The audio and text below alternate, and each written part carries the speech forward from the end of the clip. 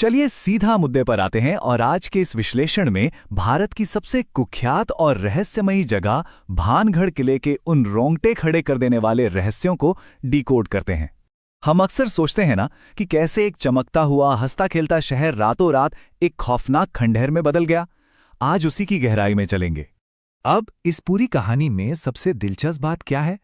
वो ये है कि किले के बाहर जो डरावनी चेतावनी लिखी है ना, वो किसी लोकल कहानी का हिस्सा नहीं है। ये बाकायदा आर्कियोलॉजिकल सर्वे ऑफ इंडिया यानी एएसआई का एक ऑफिशियल सरकारी आदेश है जो साफ साफ कहता है कि सूर्यास्त के बाद प्रवेश वर्जित है। मतलब सरकार भी आधिकारिक तौर पर कह रही है कि रात में अंदर मत जाओ। और इस चेतावनी को हल्के में लेने का अंजाम? कहते हैं कि एक बार 3 दोस्तों ने इस बोर्ड को इग्नोर किया और रात के अंधेरे में किले में घुस गए। वहां से लौटते वक्त उनका एक भयानक कार एक्सीडेंट हो गया और उनकी जान चली गई। बस इस दर्दनाक हादसे के बाद तो जैसे लोगों को यकीन ही हो गया कि यह सब किले के उस पुराने श्राप का ही नतीजा है। तो आइए भानगढ़ किले से जुड़ी उन मशहूर लोक कथाओं पर एक नजर डालते हैं। अगर हम इन लोक कथाओं की टाइमलाइन देखें तो कहानी बहुत ही फिल्मी है। 1573 में जब किला बन रहा था तब बाबा बालूनाथ नाम के एक साधु ने श्राप दिया था कि किले की परछाई कभी उनके घर पर नहीं पड़नी चाहिए। और फिर एंट्री होती है काले जादूगर की, तांत्रिक सिंघिया। कहते हैं उसने राजकुमारी रत्नावती को वश में करने के लिए एक जादुई इत्र बनाया था, पर जब वो अपनी चाल में नाकाम रहा तो मरते मरते उसने पूरे शहर को ही तबाह होने का ऐसा खौफनाक श्राप दिया जिससे वहां रहने वाला कोई भी इंसान नहीं बच पाया। और माना जाता है कि इन्हीं प्राचीन श्रापों ने आत्माओं को आज भी वहीं कैद कर रखा है। आज के टूरिस्ट्स और यहां तक कि वहां गए कुछ बॉलीवुड फिल्म क्रू ने भी रूह कपा देने वाले अनुभवों की बात कही है, जैसे औरतों के रोने की आवाजें, चूड़ियां टूटने की खनक, हवा में गूंजती चीखें और अचानक से हवा में किसी इत्र की महक आना। ऐसा महसूस होना कि कोई साया लगातार पीछा कर रहा है। सच में खौफनाक है ना? लेकिन रुकिए, अब बात करते हैं गायब ऐतिहासिक दस्तावेजों की। अब एक बहुत ही लॉजिकल सवाल जहन में आता है, क्या इन ड्रामेटिक किरदारों और उनके इन जादुई किस्सों का कोई ऐतिहासिक सबूत भी है? मतलब इतिहास के पन्नों में राजकुमारी रत्नावती और उस तांत्रिक का आखिर क्या जिक्र है? आपको जानकर बेहद हैरानी होगी कि इतिहास में ऐसा कोई रिकॉर्ड मौजूद ही नहीं है। जी हां, राजकुमारी रत्नावती या उस तांत्रिक के वजूद का कोई भी ऑथेंटिक प्रूफ है ही नहीं। भानगढ़ के भूतिया होने की ये जो पूरी की पूरी इमारत है ना, वो सिर्फ और सिर्फ कही सुनी लोक कथाओं पर टिकी है। ना कोई शिलालेख है और ना ही उस दौर का कोई ऐसा डॉक्यूमेंट जो साबित कर सके कि ये लोग सच में कभी थे भी। तो फिर डर का असली कारण क्या है? चलिए समझते हैं डर के विज्ञान को। 19 हर्ट्ज, सिर्फ ये एक नंबर हमें समझा सकता है कि आखिर लोगों को वहां भूत क्यों महसूस होते हैं। इसके पीछे एक बहुत ही दिलचस्प साइंटिफिक रीजन है जिसकी खोज 1980 के दशक में विक टैंडी नाम के एक इंजीनियर ने बिल्कुल गलती से की थी जब वो अपनी लैब में कुछ अजीब सा महसूस कर रहे थे। असल में ये 19 हर्ट्ज की जो साउंड वेव है ना, इसे इंफ्रासाउंड कहते हैं। ये 20 हर्ट्ज से नीचे की वो ध्वनि तरंगे हैं जिन्हें हम अपने कानों से तो नहीं सुन सकते, लेकिन हमारा शरीर इन्हें साफ साफ महसूस कर सकता है। और पता है इसका असर क्या होता है? इससे चक्कर आते हैं, अजीब सी घबराहट होती है और ऐसा लगता है जैसे कोई हमें घूर रहा हो। अब भानगढ़ सिस्मिक जोन 4 में आता है, तो जब हवा उन पुराने पत्थर के खंडरों के बीच से सनसनाती हुई निकलती है और जमीन में हल्की सी भी हलचल होती है तो वहां नेचुरली ये इंफ्रासाउंड पैदा होती है जो लिटरली हमारे शरीर के अंदर वो पैनिक वाला अलार्म बजा देती है। इस बात को लंदन की गोल्डस्मिथ्स यूनिवर्सिटी के हॉन्टेड प्रोजेक्ट ने और भी अच्छे से साबित किया।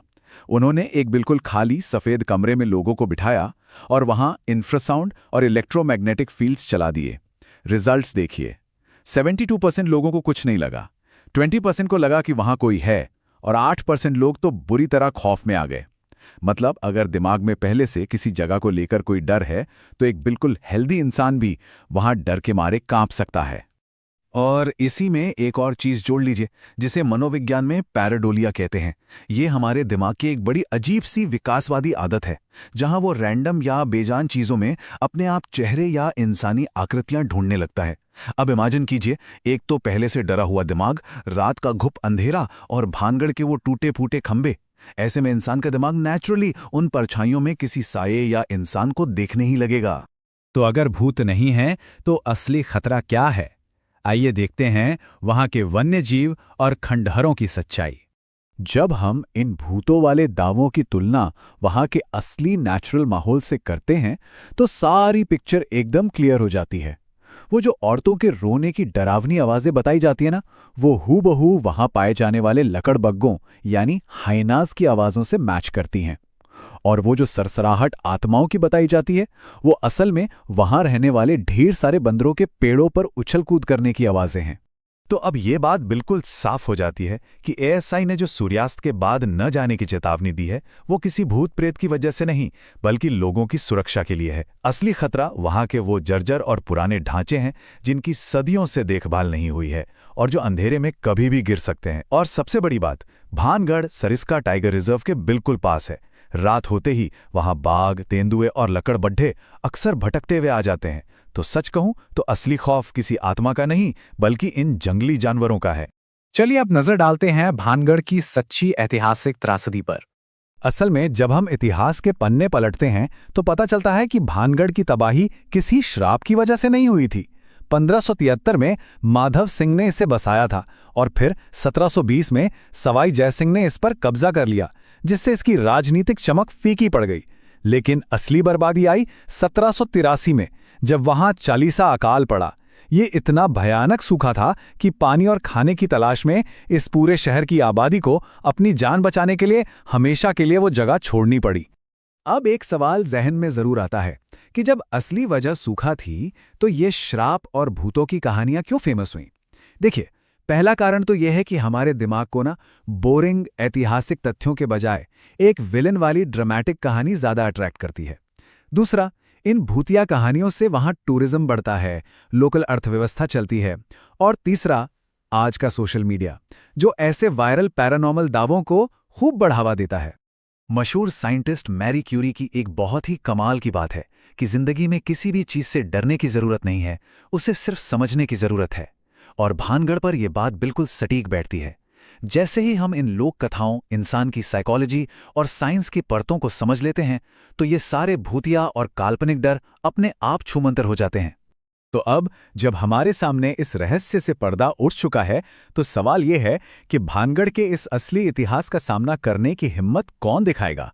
शायद हमारी असली चुनौती वहां किसी भूतिया रात से बचना नहीं है, बल्कि उन असल इंसानी त्रासदियों को समझना है जिन्होंने कभी एक हंसते खेलते बड़े शहर को हमेशा हमेशा के लिए खामोश कर दिया। तो इस पर जरूर सोचिएगा।